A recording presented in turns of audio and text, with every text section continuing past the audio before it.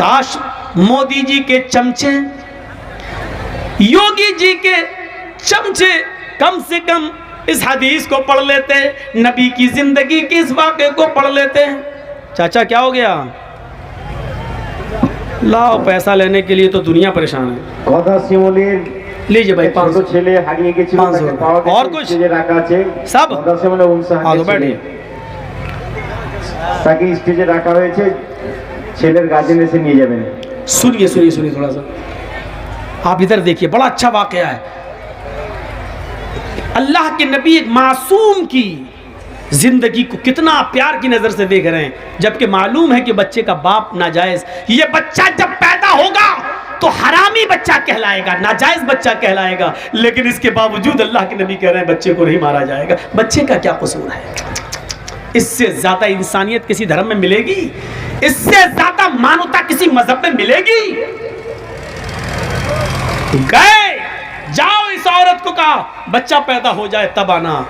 9 महीने तक अपने पेट में रखती है, जब बच्चा पैदा हुआ 2-4 दिन बिस्तर पे लेटती है, चलने के लायक होती है तो बच्चे को लेकर आती है। 9 महीने में अल्लाह के नबी भूल गए कि ये औरत कौन है। आई, अल्लाह के रसूल लीजिए बच्चा, आपने कहा था जब बच्चा पैदा हो जाए तब आना। आपने कहा तुम कौन? कहा नहीं पहचाना। कहा नहीं, मैं वही औरत हूँ जिससे जिना का सुदूर हुआ था और मुझे कत्ल करने के लिए भेजा जा रहा था, मेरे पेट में बच्चा था। आपने कहा ओ गामदिया, कबीले गामदिया से? हाँ। अच्छा अच्छा अच्छा अच्छा, ओ अब बच्चा पैदा हो गया? कि हाँ, ये लीजिए। उस औरत ने अपना बच्चा मोहम्मदुर रसूलुल्लाह के हाथों में दे दिया। मीडिया वालों लिखो, अगर तुम्हारे कलम में ताकत है दिखाओ मानवता की ये शक्ल मोदी जी को और योगी जी को। बताओ कि मौलवी जर्जीस ने डंके की चोट पर ऐलान करके कहा है इंसानियत का ये सबक, जिस बच्चे का बाप पता नहीं है, जो पैदा तो हो चुका है लेकिन नाजायज औलाद है, ऐसी नाजायज औलाद को मोहम्मदुर रसूलुल्लाह अपनी गोद में उठा रहे हैं, उस बच्चे को अपने सीने से लगा रहे हैं। तुम तो ब्राह्मणों के मंदिरों में शूद्र नहीं जा सकता है, ब्राह्मण की थाली में हरिजन नहीं खा सकता है। तुमने तो छूत छात के ऐसे नियम बना दिए हैं कि अल्लाह के बंदों में ही बंटवारा कर दिया है कि ब्रह्मा जी ने अपने मुंह से ब्राह्मण को पैदा किया, हाथों से छत्री को पैदा किया, राम से वेश को पैदा किया, पैरों से शूद्र को पैदा किया। ब्रह्मा जी ने अपने मुंह से इसको, हाथों से इसको, छत्री को, ठाकुर को और हरिजन को सबसे नीचे वाले हिस्से से। तुमने तो बंटवारा कर दिया है, तुमने तो बंटवारा कर दिया है। मेरे प्यारे साथियों, जरा तसव्वुर तो कीजिए, इस्लाम के अंदर मसावात का ऐसा दर्स मिलेगा, ऐसा दर्स मिलेगा। आपके मोहल्ले की मस्जिद है,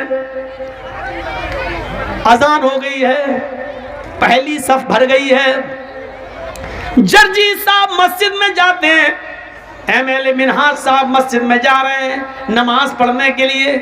इस्लाम का की मसावात देखिए, आगे वाली सब भर गई है, जर्जी साहब में, मिनहाज साहब में इतनी ताकत नहीं है कि आगे की सफ से किसी आदमी को हटाकर पीछे कर दे। चल हट हट, मैं जर्जीस हूं, मैं इज्जत वाला असर रसूख वाला आदमी हूं, मैं आगे बैठूंगा। एमएलए साहब कहते हैं पीछे हट, मैं आगे बैठूंगा। इस्लाम ने ये पावर न एमएलए साहब को दिया है न जर्जीस को दिया है। सऊदिया की सरजमीन पर मक्के से बड़ी कोई मस्जिद कौन सी हो सकती है? वहां टैक्सी ड्राइवर अगर खाने काबा में पहले पहुंच गया है, रिक्शा चलाने वाला पहले पहुंच गया है और वो पहली सफ भर चुकी है, तो सऊदिया के बादशाह को भी अधिकार नहीं है कि अगली सफ से किसी आदमी को हटाकर पीछे खड़ा कर दे और खुद आगे खड़ा कर दे।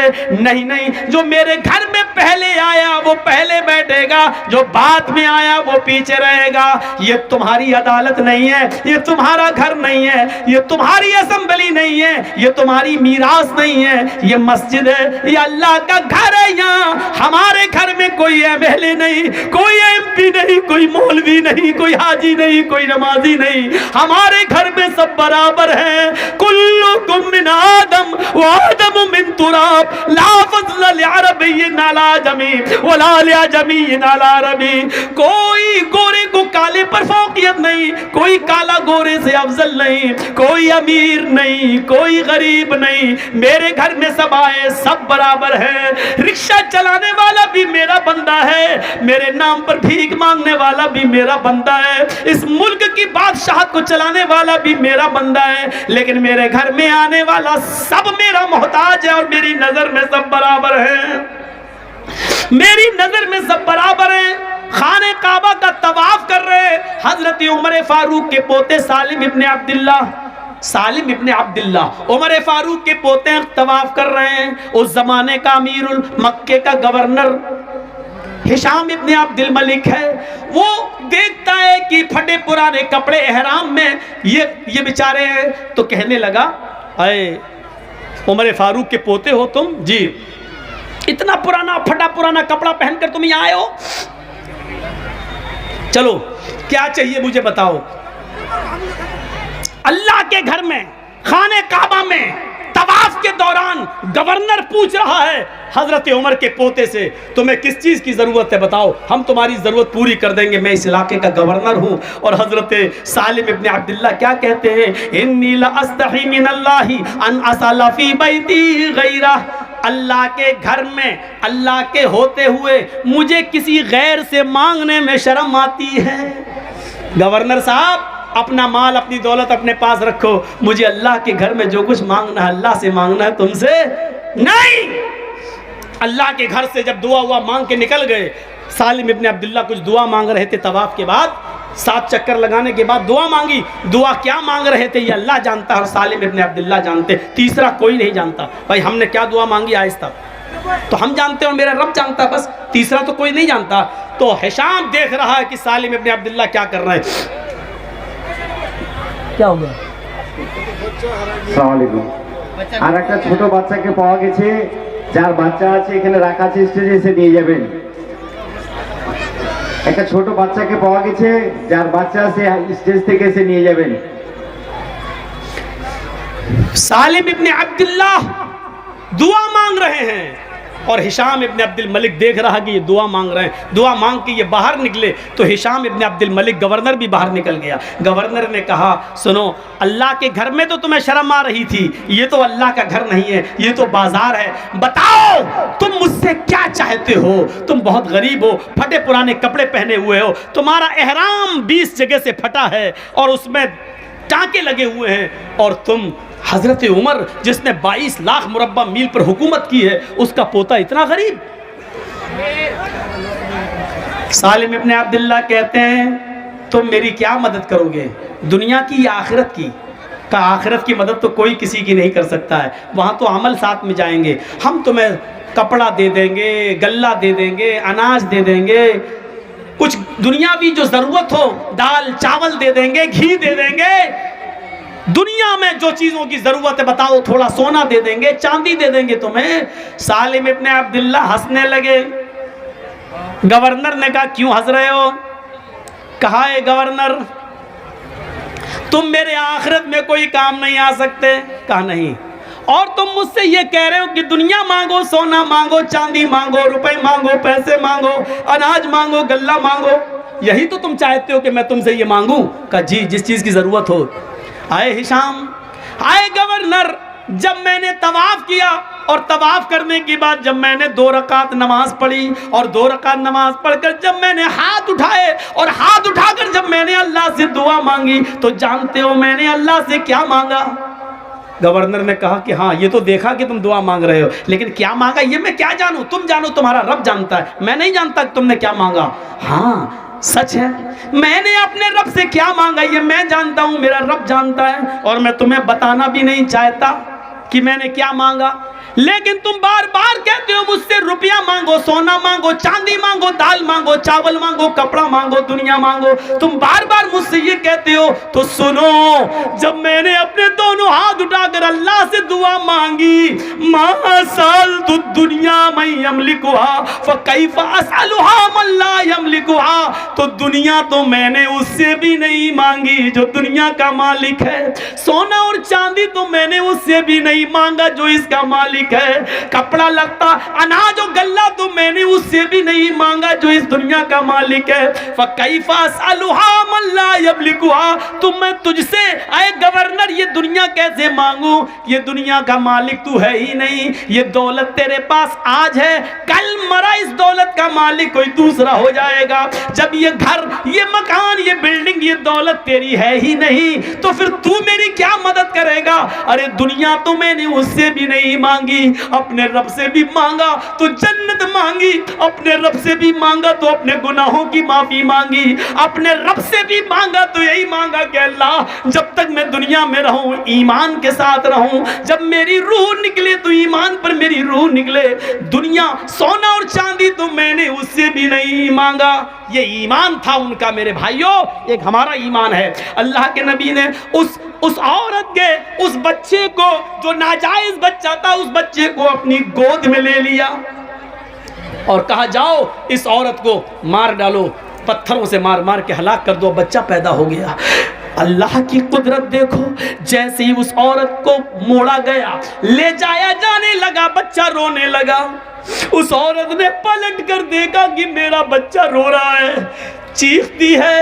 आय अल्लाह के नबी, हर मरने वाले से उसकी आखिरी आरज़ू पूछी जाती है, तमन्ना पूछी जाती है। क्या मुझसे मेरी आखिरी तमन्ना नहीं पूछी जाएगी? हाँ, पूछी जाएगी। जिस मैदान में तुम्हें मारा जाएगा उसी मैदान में पूछ लिया जाएगा। कहा अल्लाह के रसूल, अगर उस मैदान की जगह यहीं पर मेरी तमन्ना पूरी कर दी जाए तो? अच्छा बताओ क्या है? कहा अल्लाह के रसूल, मैंने ये बच्चा आपकी गोद में दे दिया, मैं चाहती हूँ कि आखिरी बार इस बच्चे को मैं अपना दूध पिला दूँ। इसका रोना मुझ पे देखा नहीं जा रहा है। ईमान देख रहे हैं आप? एक तरफ मरने के लिए तैयार है क्योंकि जहन्नम की सज़ा मैं नहीं भुगत पाऊंगी, दुनिया में सज़ा भुगत लो, ये बेहतर है। एक तरफ ईमान की ताकत ये, दूसरी तरफ बच्चे की मोहब्बत देखिए आप। अल्लाह के रसूल ने वो बच्चा उस औरत को दे दिया। इधर आ, मैं रहमतुल लिल आलमीन हूँ, मैं कैसे इस बच्चे का हक मार सकता हूँ? ले इसको दूध पिला। उस औरत ने घूम कर, जैसे ट्रेनों में, बसों में औरतें घूम जाती हैं और साड़ी उठाकर दूध से लगा लेती हैं, उस औरत ने चेहरा घुमाकर अपने बच्चे को अपने पिस्तान से लगाकर दूध पिलाया। दूध पी लिया, बच्चा हंसने लगा। अल्लाह के रसूल के हाथ में उस औरत ने ऐसे करके दिया ताकि बच्चे की मोहब्बत उसके दिल में ना आने पाए। उसने मुंह मोड़कर उस औरत ने अपने बच्चे को अल्लाह के रसूल के हाथ में दिया। अल्लाह के नबी देख रहे हैं, उस औरत की पिस्तान के निकले हुए दूध की एक बूंद, उसका एक कतरा उस बच्चे के होंठों पर लगा हुआ है। अल्लाह के नबी ने उस औरत से कहा, इधर आ। कहाँ जा रही हो? कहा सज़ा भुगतने के लिए, जो जुर्म मैंने किया है उसकी सज़ा पाने के लिए। अल्लाह के नबी ने कहा, अल्लाह ने मुझे रहमतुल लिल आलमीन बनाकर भेजा है, इस बच्चे की ग़िज़ा तेरी पिस्तान में मौजूद है, ये बच्चे को अभी तेरे दूध की ज़रूरत है। मोहम्मद जालिम नहीं है, इस बच्चे का हक नहीं मार सकता है। ऐ औरत, अभी तुझे कत्ल नहीं किया जाएगा, अभी तुझे नहीं मारा जाएगा। जब तक ये बच्चा तेरा दूध पिएगा तब तक तुझे नहीं मारा जाएगा। इस बच्चे को ले जा और इस बच्चे को दूध पिला। जब तक ये तेरा दूध पिएगा तुझे कत्ल नहीं किया जा सकता। जब ये बच्चा रोटी खाने लगे तब तू लेकर मेरे पास आना। अल्लाह के रसूल ने फिर सज़ा मुलतवी कर दी और उस औरत को वो बच्चा लेके जाना पड़ा। जब बच्चा रोटी खाने लगा तो वो औरत लेके आती है, कहती है अल्लाह के रसूल लीजिए, अब तो रोटी भी खाने लगा। अल्लाह के नबी की नज़रों में, आंखों में आंसू आ जाते हैं और कहते हैं कि औरत, अब तेरे लिए मेरे पास भी कोई रास्ता नहीं है, सारे रास्ते बंद हो चुके हैं, बच्चा रोटी भी खाने लगा है, इसलिए अब ये सज़ा का वक्त पूरा है, अब तुझे कत्ल किया जाएगा। आपने उस औरत, उस बच्चे को एक सहाबी के हवाले किया। कौन है जो इस बच्चे को पालेगा? एक सहाबी ने हाथ उठाया, मैं अल्लाह के रसूल इस बच्चे को अपने बच्चे की तरह रखूंगा, मैं इसको इसको अपना नाम दूंगा, मैं इसको अपने घर में बना दूंगा, अपनी ज़मीन और जायदाद का मालिक भी बनाऊंगा, मुझे दे दीजिए। अल्लाह के रसूल ने उस बच्चे को उसके हवाले कर दिया और उस औरत को भेज दिया। उस औरत को जब भेजा गया और वो मैदान मक्तल में जाती है, उसको सीने के बराबर गाड़ दिया जाता है। पहला पत्थर खालिद इब्न वलीद के हाथों में है, पत्थर मारते हैं उसके सर पे, सर फटता है, खून का फव्वारा उसके सर से निकलता है, उस खालिद इब्न वलीद के कपड़ों पे गिरता है। खालिद इब्न वलीद ने देखा इस औरत के खून मेरे कपड़ों पे आ गया, ये जिनाकार औरत, मुंह काला करने वाली औरत, तेरा खून मेरे कपड़ों पे, सकिलत सवाकिल, मर जा तू, बुरा हो तेरा, तेरे खून ने मेरे कपड़े गंदे कर दिए। खालिद इब्न वलीद के मुंह से कुछ उल्टे सीधे जुमले निकल गए, कुछ गलत जुमले निकल गए। अल्लाह के रसूल को जब पता चला कि उस औरत को खालिद इब्न वलीद ने पत्थर मारा और पत्थर मारते हुए उसके खून के छींटे खालिद के कपड़ों पे पड़ गए, तो इसमें औरत का क्या कसूर था बेचारी का? वो तो बंदी थी, वो तो गड़ी थी, सर से खून का फव्वारा निकला, वो किसी के भी कपड़ों पे जा सकता था, इसमें उस औरत का क्या कसूर है? खालिद ने उस औरत को ये गाली क्यों दी? मर जा, जानिया, बदचलन, बदकिरदार, ये क्यों कहा उसको?